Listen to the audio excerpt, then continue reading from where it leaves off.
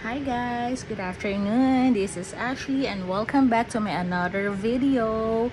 So for today's video, ang ganap ko lang is mag-haul ako sa inyo ang sakit kasi nabudol ko ang sarili ko.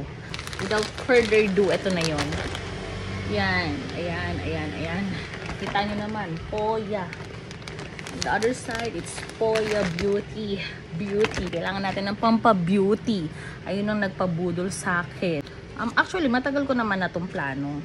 Almost 2.5 na bill. So, ano na, ito na to. Wala nang dami pang talk. Tada! AHE is made in Korea.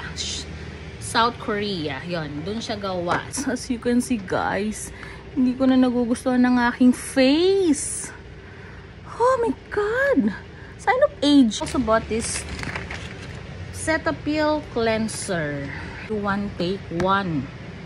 Buy one take one to, guys. Ito yung English. Sebamed cleansing bar. Sensitive skin. I think naano ko na to sa before dati kong haul sa Watsons na ganito na talaga yung sabon ko sa katawan ko. May time na napaka-bumpy or napaka-rough ng skin ko.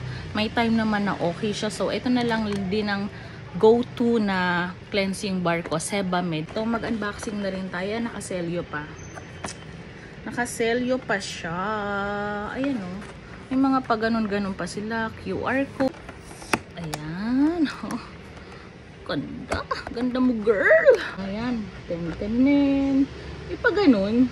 Yan. Ayan yung isa, yung free. Tag ngayon. Ayan. Picture mo na. Ayan. Diba?